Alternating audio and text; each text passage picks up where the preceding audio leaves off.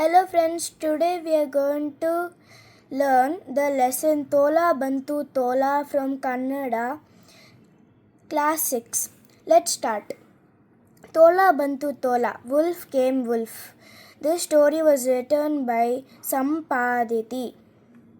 ಪಾಠ ಪ್ರವೇಶ. ಮಕ್ಕಳಲ್ಲಿ ತುಂಟಾಟಗಳು ಇರುವುದು ಸಹಜ.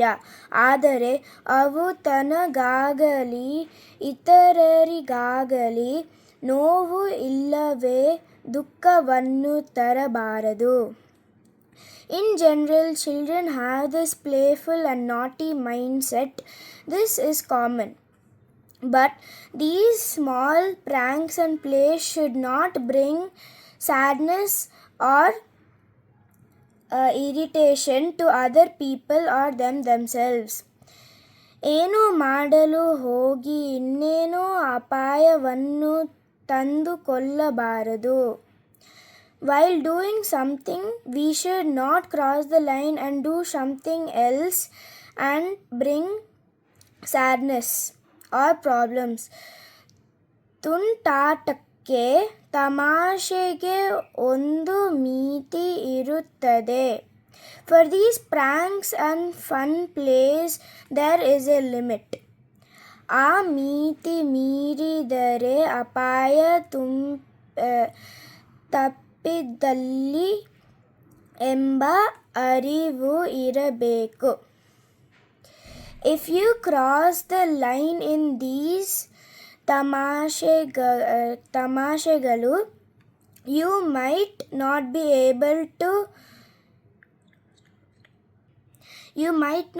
able to escape from these problems.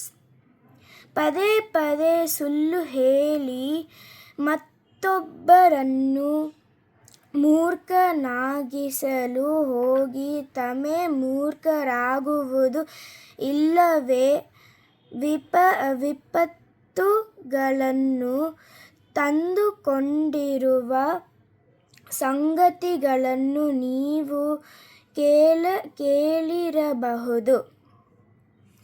So you might have heard some stories in which people do pranks or play fun many times, and they might lie, and they might try to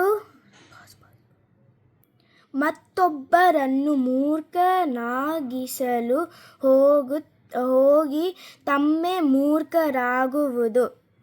They will try to fool somebody else, but they themselves will become fools. ಇಲ್ಲವೇ ವಿಪತ್ತುಗಳನ್ನು ತಂದುಕೊಂಡಿರುವ ಸಂಗತಿಗಳನ್ನು ನೀವು ಕೇಳಿರಬಹುದು.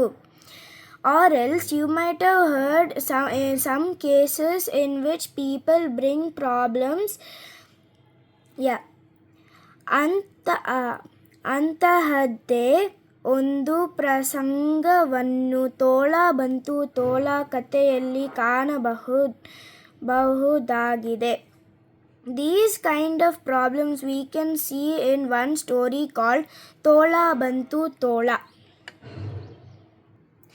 In this story Tola Bantu Tola, we can see one shepherd boy shouting that a wolf comes and eats his sheep. He shouts this same line many times and fools the people of the village, thinking that he is in trouble, and these shouts keep on disturbing them from doing their household chores. Let's start reading the story. ಒಂದು ಊರಿನಲ್ಲಿ ಒಬ್ಬ ಹುಡುಗನಿದ್ದನು. In one village there was one boy.